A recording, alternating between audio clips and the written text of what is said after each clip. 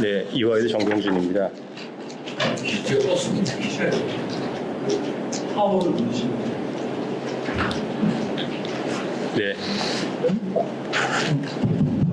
네, 코로나 이후에 처음으로 이런 제 오프라인 학술회의 하게 된 것 같습니다. 이 글을 쓴 게 2월에 제가 미국에 잠깐 갔을 때 코로나가 창궐하기 바로 직전에 썼는데 벌써 4개월 정도 지났습니다. 뭐 보니까 경황이 없게 써가지고 좀 경황이 없습니다. 20분이라니까 제가 머릿말부터 띄엄띄엄 말씀드리도록 하겠습니다. 사실은 잘 아시는 것처럼 이 샌프란시스코 평화조약이라고 하는 것은 일본이 연합국가 적대적 관계를 끝내고 주권 회복하고 이제 전후에 일본 영토가 결정된 회담이었습니다. 평화회담으로 일본이 교정권과 군대 보유가 없었기 때문에 미국과 미일 안보 조약을 체결해서 전후 평화 안보를 미국에 의탁하게 된 것입니다. 결국은 주권과 안보를 평화 안보를 교환한 회담이라고 볼 수 있습니다. 특히 49년에 중국의 공상화, 50년 한국전쟁 발발이라고 하는 것이 동북아시아의 냉전이 초래한 샌프란시스코 평화조약이 미국의 주도였고 냉전기 동북아시아의 지역 질서를 규정하는 조약이었다고 하는 데는 의문의 여지가 없습니다. 이 글에서 제가 다루려고 하는 것은 51년의 샌프란시스코 평화조약에 한반도 관련 조항들이 있습니다. 여기서 한국의 조약 참가, 서명 자격 문제를 다루려고 하고 있습니다. 일반적으로는 일본과 영국의 부정적 견해, 그리고 여기에 동조한 미국의 입장 이런 정도가 강조됐습니다. 사실은 가장 중요한 것은 미국의 결정, 영국의 의향이었고 부차적으로 일본의 의견이 참작되었습니다. 잘 알려진 것처럼 샌프란시스코 평화조약이라는 것이 기본적으로 제국주의 식민 통치 자체를 문제 삼거나 범죄시하지 않았기 때문에 지금 많은 유산을 남기고 있습니다. 한국은 연합국이나 교정국 지위를 획득하지 못했기 때문에 이 조약 체제에 참가하거나 이익을 기대하기는 어려웠습니다. 지금 한일 간의 관계가 되고 있는 위안부 문제나 징용공 문제라고 하는 것이 기본적으로 이 승전국에게 부여되는 배상이 아니라 특별하게 규정되어 있는 청구권의 영향을 받고 있는 것이죠. 결국은 이 조약이라는 것이 2차 대전의 냉전 관계를 2차 대전의 적대 관계를 냉전의 적대 관계로 치환하는 미국 중심의 단극적인 반공 평화 조약이었고 미국은 냉전의 전초기지라는 관점에서 한국의 조약 참가 및 서명국 자격 부여를 고민했다고 생각합니다. 그 결과 미국은 협상 과정에서 영국과 일본을 상대로 지속적으로 한국의 조약 참가 및 서명 자격 부여를 강하게 주장했습니다. 이 과정에서 제국 식민체제의 합법성을 강조해온 영국과 일본의 맹렬한 반대가 표출된 것이 사실입니다. 영국과 조율 과정에서 미국은 가장 중요한 동맹인 영국의 입장을 고려하고 영연방 국가들의 반발 가능성을 고려해서 한국에 대한 조약 참가 및 서명 자격 부여에서 한 걸음 뒤로 후퇴하려는 태도를 취했습니다. 이 시점에서 한국 정부가 제출한 의견서가 미국 정부에 도착했고 한국 정부의 태도가 입장 변화를 고려하고 있던 미국의 태도에 일정한 영향을 끼쳤다. 이게 제 생각입니다. 그래서 미국은 한국의 지위를 조약 참가 서명국 지위에서 추가 서명국의 지위, 나아가서 특별조항의 수혜자로 변경함으로써 한국을 조약 참가 서명국에서 제외했다. 이제 이게 결론이 되겠습니다. 이 장은 미국이 대일 평화조약을 준비하는 과정에서 조약 성격이 어떻게 변화했는가 하는 얘기이고 전반적인 개관에 해당하는 얘기입니다. 넘어가도록 하겠습니다. 27쪽에 있는 3장 한국의 조약 서명국 참가 인정 문제에 대해서 살펴보도록 하겠습니다. 이제 49년 12월부터 50년 5월까지가 시기인데요. 49년 12월에 한국의 조약 참가 서명국 지위 부여 관련해서 이제 중요한 두 가지 문서가 이 시기에 작성됐습니다. 국무부 산하의 극동조사처라는 DRF라고 하는 조직이 49년에 한국의 참가 문제에 대한 보고서를 종합보고서를 만들었습니다. 이 보고서의 내용은 여러 가지가 있는데 핵심은 이렇습니다. 중간 문단입니다. 전반적으로 국무부 극동조사처는 한국의 조약 참가가 과도한 배상 그리고 제1한국인들의 특수한 지위 요구에 직면할 것이다. 그렇기 때문에 한국의 주장을 일부 제출하거나 협의 대상 수준의 참가를 권고한 것입니다. 사실은 이 DRF의 보고서가 샌프란시스코 평화회담에서 한국의 지위와 거의 동일하게 한 것이었다라고 볼 수 있습니다. 두 번째로는 49년 12월에 미 국무부가 작성한 대일 평화조약 초안에서 한국의 지위가 이렇게 됐습니다. 서명국을 지위를 갖는다라고 하는 것이 여기서 이제 설명됐습니다. 우리가 뭐 이제 독도 문제와 관련돼서 이 조약 초안이 중요하게 부각되었는데요. 이제 이 조약 초안에 대해서 주일 정치고문이던 윌리엄 시볼드의 논평이 있고요. 그 다음에 주한 미 대사였던 존 제이 무초의 답신서가 있었습니다. 이제 그게 반영이 되어서 새로운 조약 초안이 28쪽입니다. 49년 12월 29일에 만들어졌는데 여기서 한국이 참가국으로 결정됐습니다. 53개 나라의 연합협력국 명단에 한국이 들어갔고요. 들어간 이유에 대해서 이제 이렇게 쓰고 있습니다. 인용문입니다. 대한민국은 극동위원회 회원국이 아니고 소련 승인 받지 못했다. 그럼에도 불구하고 수십 년 동안 계속된 저항운동, 일본에 대항한 전쟁에서 활발한 전투 기록, 국민당과 함께했다. 그러니까 이거 사실은 임시정부가 주장한 내용인데 이게 인용되어 있습니다. 그러니까 사실은 무초의 견해를 인용한 것입니다. 또한 한국은 해방된 지역이므로 참석할 자격이 있다. 의문의 여지가 없다. 미국이 한국의 참가를 옹호하지 않는다면 붕괴할 것이다. 서울에 미국 대사가 보고하기를 이렇다라고 되어 있습니다. 그래서 사실은 이 보고서는 이 논평을 보고인데 한국을 참가시키겠다는 판단은 무초의 보고서, 그 다음에 국무부 극동조사과의 보고서가 영향을 끼치게 된 것이라고 볼 수 있습니다. 결국 전반적으로는 정치적인 판단이 중요했다. 국제법적인 판단보다는 정치적 판단이 중요했다고 볼 수 있습니다. 두 번째 시기는 50년 5월에 존 포스터 덜레스가 대통령 대일 평화조약 특사로 임명되고 난 다음에 51년 5월까지의 시기입니다. 이 시기에는 이제 한국을 대일 평화조약 참가시키겠다라는 생각을 했습니다. 왜냐하면 포스터 덜레스는 사실 한국에 대한 일정한 애정이 있었습니다. 왜냐하면 48년 12월 이 파리 유엔 3차 총회에서 대한민국이 유일합법 정부라고 하는 그 승인을 받게 되는데 미국 대표단의 수석이었습니다. 덜레스가. 그래서 자기가 책임이 있다고 생각했고 50년 6월에 도쿄를 방문한 길에 서울을 방문해서 국회에서 연설했고 그 유명한 신성모와 고위 장교들을 대동하고 38선을 시찰한 사진을 남겼습니다. 국무부가 한국 정부한테 평화조약 초안을 주게 된 이유도 그런 정치적 결심 때문에 그렇습니다. 그런데 이게 변동되기 시작한 것이 이제 51년 4월부터입니다. 29쪽의 사장입니다. 영미회담과 미일협의 그리고 한국 답신서 이 세 가지의 협의가 미국 정책 전환에 영향을 끼쳤다고 생각하고 있습니다. 51년 3월에 미국이 작성한 첫 번째 공개용 초안이 있습니다.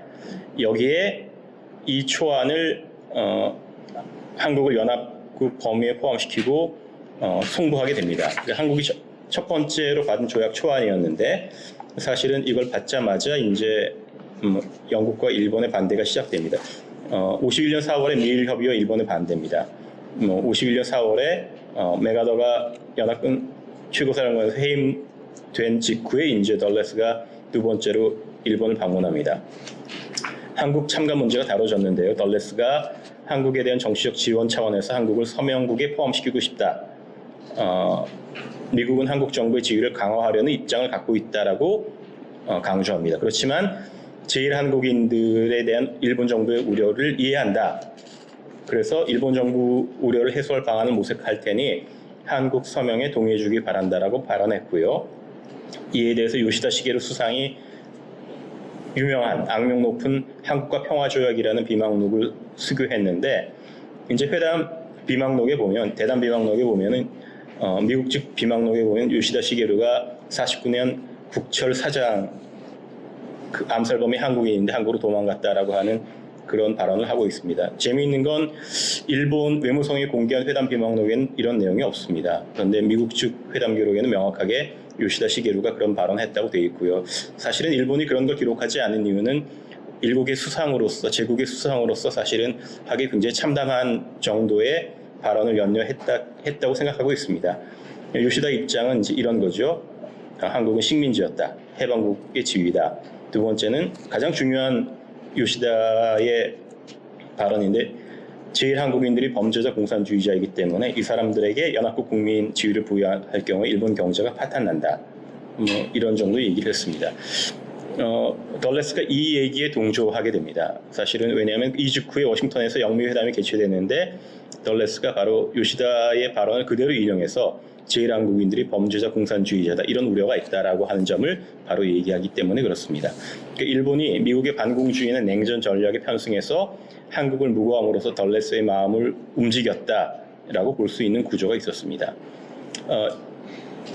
일본은 어떻게 했냐면 그 다음에는 이제 제1한국인들이 연합국 지위를 획득하지 않는다면 한국의 조약 서명국 반대하지 않겠다라고 얘기합니다. 일종의 수용적이고 유연한 자세를 보이는 한편 한국의 참가가 불러올 제1조선인 공산주의자들의 나비 효과를 극대화시키는 셈입니다.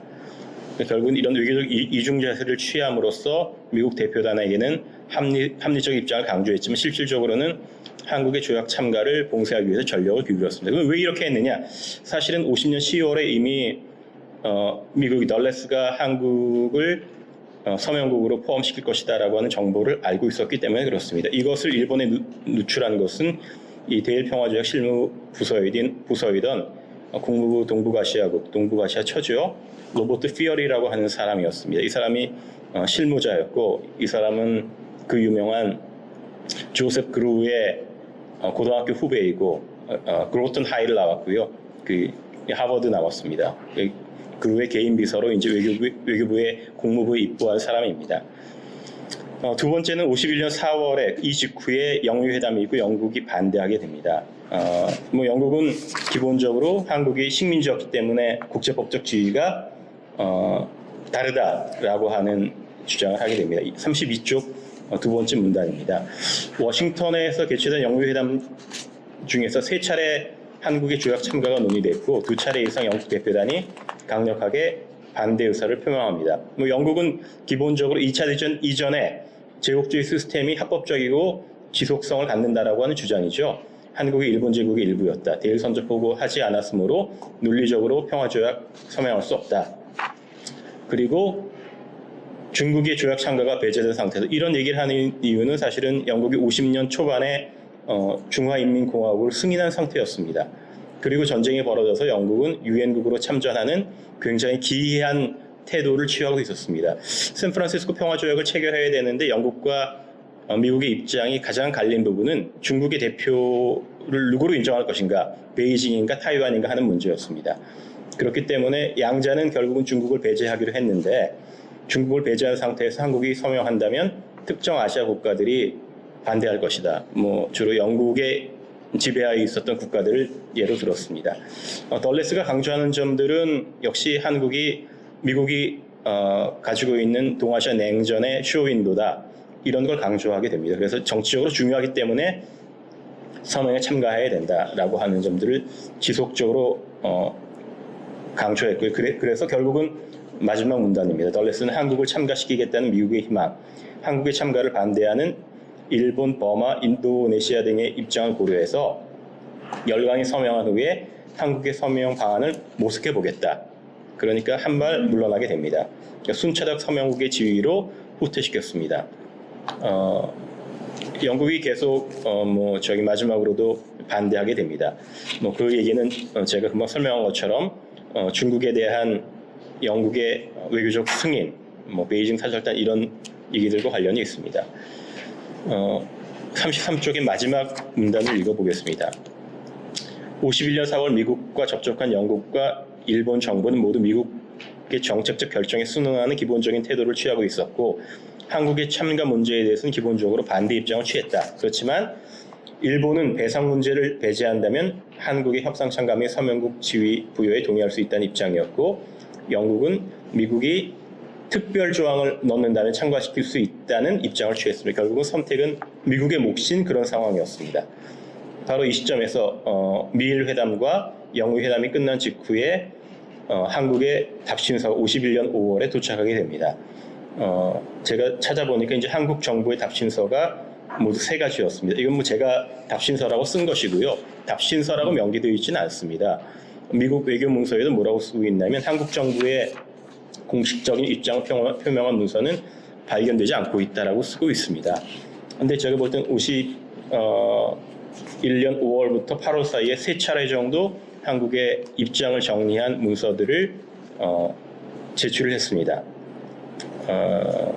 한국이 받은 이제 조약 초안이 이렇게 세 종류가 있었고요. 35쪽입니다. 한국의 대처가 이제 크게 네 가지 점에 강조가 되어 있어요. 첫 번째는 대일 배상입니다.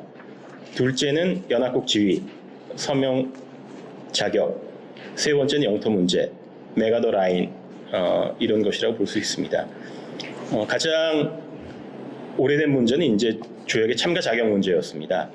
두 번째는 이제 한국 정부가 51년 4월에 미국의 조약 초안을 입수하고 난 다음에 한국의 연합국 지위 부여 및 그 주장했는데 근거들이었습니다. 35쪽에 인용 보시면 이제 폴란드 지위와 비슷하다, 임시정부가 있었기 때문에 라는 주장을 하고 있고요. 그러니까 한국이 임시정부를 만들어서 전쟁 선포하고 군사투쟁, 무력투쟁을 했더니 폴란드가 2차 대전 때 이 폴란드 망명정부를 만들고 미국의 무기대여법으로 군사원조를 받고 사실 폴란드군이 20만 가량의 전쟁에 참가했기 때문에 이제 그런 얘기를 하게 된 거죠. 결국은 이런 논리라고 하는 것은 사실은 국내적인 근거였지만 한국이 주장할 수 있는 유일한 근거이기도 했습니다. 미 국무부나 국제사회가 냉소적인 입장이었고요. 36쪽에 보면 이제 51년 7월 19일에 한국 정부가 두 번째 답신서를 제출했고요. 51년 8월 2일 3차 답변서 한 장짜리 답신서를 제출하게 됩니다. 사실은 한국 정부의 외교를 어떻게 평가해야 할까 뭐 여러 가지 생각이 있는데요. 한국 정부가 내놓은 이 샌프란시스코 평화조약에 대한 문서라고 하는 건 기껏해야 다 해야 11쪽, 12쪽 분이 되지 않습니다. 그러니까 굉장히 얕죠. 결국은 이제 미 국무부가 한국 정부의 입장을 수용하고 난 다음에 한국 정부의 주장들을 이제 살펴봤는데요. 36쪽부터 36쪽 하단 각주 40이 있는 부분입니다. 한국 연합국 지위에 대해서 이제 확정되지 않았다. 미국이 잠재적으로 포함시키고 있다. 두 번째는 폴란드 지위에 대해서는 폴란드 사례 인용한 것에 대해서는 좀 탐탁지 않게 생각을 했습니다. 임정 승인한 적 없다는 얘기죠. 세 번째는 일본의 유엔 참가와 한국 연계한 것도 부정적이었다. 넷째는 일본의 한국인들에게 연합국 국민 지위 부여한다는 것에 대해서도 역시 좀 부정적이다라고 생각했습니다. 제일 아마 큰 영향을 끼친 건 다섯 번째 대마도 한국 반환 요구였을 거라고 생각합니다. 여기에 대해서 이제 로버트 피어리가 논평자였는데 대마도 요구는 극히 설득력이 없다라고 썼습니다. 문서 옆에 제가 문서 볼 때 가장 그 분위기를 알 수 있었던 그 문서 옆에 로버트 피어리가 HO 느낌표를 적어놨습니다. 호라고 썼습니다. 어쭈? 이것 봐라? 얘네들이? 이런 태도인 거죠. 그러니까 사실은 한국의 이 다큐멘테이션에 대한 주장의 합리성에 대한 기본적인 태도를 알 수 있었습니다. 메가더라인도 반대했고요. 가장 중요한 것은 이제 8번째 한국 내 일본제 적산이죠. 이건 정당하다 이렇게 썼습니다. 결국 전반적으로 보자면 38쪽에 보자면 이제 합리적인 주장에 해당한다고 하는 것은 귀속재산 문제였습니다. 그 다음에 수용 가능하다고 생각한 것은 이제 연합국 주의 문제 이런 것이었다고 볼 수 있습니다. 과도적이고 불합리한 조항은 더 많았습니다. 이런 것들이 이제 대일 징벌적이고 불합리하고 특히 과도한 배상이나 일종의 영토 할양으로 생각됐습니다. 그러니까 사실은 미국은 냉전 시기에 한국과 일본이 과거의 은원을 잊어버리고 새로운 냉전의 반공의 동맹으로 재탄생하기를 기대했는데 한국으로서는 식민 지배가 끝난 지 불과 5년, 6년 뒤였고 한국은 전쟁 중이었는데 일본으로부터 어떤 사과나 반성이나 배상이나 보상이나 과거사에 대한 어떤 입장 표명도 없는 상태에서 과거를 잊고 새로운 미래를 개척하겠다고 얘기하기는 어려운 구조였습니다. 그러니까 미국은 사실은 원치 않는 두 개의 동아시아의 전초기지들을 자신의 지휘하에 일종의 유사동맹으로 묶어둘 생각이었지만 한국으로서는 주장의 근거가 굉장히 박약했다는 거죠. 네. 이 시기에 그래서 미국의 정책 선회와 한국의 조약 서명국 참가 지위가 부정되게 됩니다.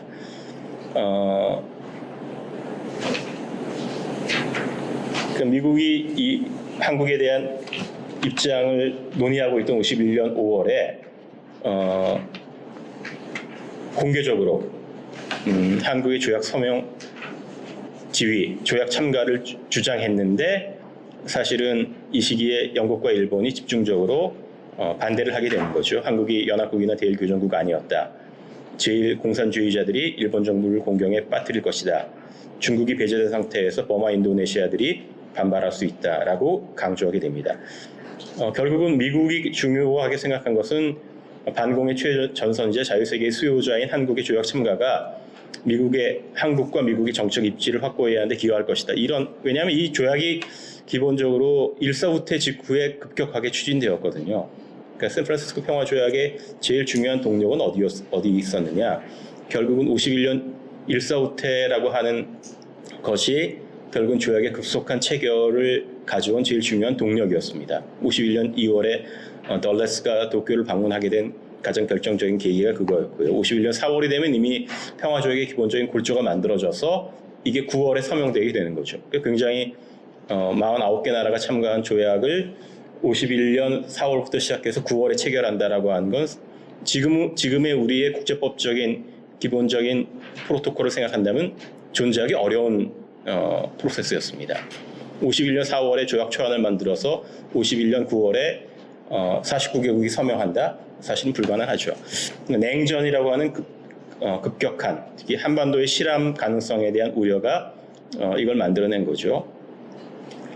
결국은 영국과 일본의 반대에 부딪히는 미국은 열강의 조약 서명 후 한국의 서명이라는 입장으로 후퇴했고 영국은 특별조항 설치를 제의했습니다. 그리고 이 직후에 한국 정부의 답신서가 도착했고 제가 볼 때는 미국의 실망을 아마 로버트 피어리나 존 무어 앨리슨이나 그 다음에 존 포스 덜레스의 실망을 자아냈다고 보입니다. 문서는 없습니다. 그렇지만 문맥을 살펴보건대 그건 분명하다고 생각됩니다. 이 결과 이미 영국, 일본의 반대로 한국을 조약 서명국 참가국에서 순차적 서명국 지위로 고려하고 있던 미국은 영국의 제안에 맞춰서 한국을 특별 조항의 수혜국으로 지위를 변경하게 됩니다. 그래서 앨리슨이 덜레스 사절단의 2인자였는데요. 덜레스의 영국 방문을 앞두고 작성한 비망록에 이렇게 쓰고 있습니다. 미국은 한국이 서명국이 되어서는 안 된다는 영국적 생각을 수락하고자 하며 조약에 따라서 한국에 특정 권리를 부여하는 조항을 준비 중이다. 그래서 이런 새로운 입장이 51년 6월 1일 논평에 반영됐고요. 미국이 이제 여기에 한국을 위해서 새로운 조항을 만들게 됩니다. 대한민국이 특정한 조항의 경우에는 연합국으로 간주된다. 효력을 받게 된다. 결국은 40쪽입니다. 이상과 같이 한국의 대일평화조약 서명 참가 자격 문제는 49년 12월에 반영되어서 51년 5월 초까지 유지되었지만 51년 4, 5월간 영국과 일본의 격렬한 반대 속에 미국의 입장이 흔들렸고 한국 정부의 1차 답신서가 도착하자 51년 6월 초 조약 참가 서명 자격 불인정 및 특별조항 신설로 후퇴하였고 최종적으로는 51년 6월 제2차 영유회담에서 초청 자격 불인정 및 특별조항 신설로 귀착되었습니다.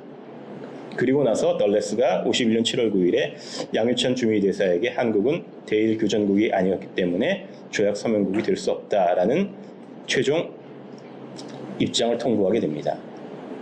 결국은 우리가 잘 아는 것처럼 이제 한국은 연합국이 아니다라고 하는 연합국이 아니기 때문에 참가할 수 없다라고 하는 조항이 들어갔고요. 영토 조항은 한국의 독립을 승인하고 제주도, 거문도, 울릉도를 포함한 한국에 대한 모든 권리, 권한, 청구권 포기한다라고 되어 있고 배상 청구권에서는 큰 변동이 생기게 되면 기본적으로 배상은 없게 되는 거죠. 샌프란시스코 평화조약의 기본적인 특징 중에 하나가 제일 중요한 강대국인 영국과 미국이 배상권을 포기하는 것이었기 때문에 한국은 배상 자격이 없어지게 되었습니다. 대신에 이제 재산 청구권 문제가 중요하게 됐고요. 그것만 남게 된 거죠. 왜냐하면 적산이라고 불리게 되는 제1한국인들의 재산은 주한미군정이 몰수했고 그것을 한국 정부로 이양했기 때문에 미군정이 자신들이 한 정책을 합법화하는 방향으로 조문을 수정하게 된 것입니다. 네. 뭐 이러한 판단이 이제 이후에 한일 간에 51년부터 65년에 이르는 한일 협상의 제일 중요한 논쟁점이 된다고 볼 수 있습니다. 네, 결국 이제 종합하자면 일반적으로 미국이 한국의 샌프란시스코 평화조약 참가 문제를 어떻게 다루었는가 하는 점에서 여러 가지 이제 기존의 연구들이 있었습니다. 그 연구들은 국제법적인 관점에서 영국과 미국, 그 다음에 미국과 일본 사이의 논쟁점들이 결국은 조약 서명 자격이 있는가를 따졌다고 기본적으로 주장했는데, 제 생각은 그것보다는 미국이 이 한국 전쟁이라고 하는 중요한 동아시아의 정세 분수령에서 반공 냉전의 가치 하에서 한국에게 정치적인 안정과 정치적인 근거를 제공하기 위해서 한국의 조약 참가를 주장했다. 그렇지만 한국 정부는 미국이 원하는 방식의 컨텍스트를 이해하거나 그런 주장을 하기는 굉장히 어려운 상황이었다. 결국은 한국 정부는 우리가 잘하는 것과 같은 방식으로 답변했고, 그런 답변이 결국은 영국과 일본의 반대에 직면해 있던 미국의 실망을 자아냈고, 그래서 한국 조항이 이렇게 만들어졌다라고 정리할 수 있겠습니다.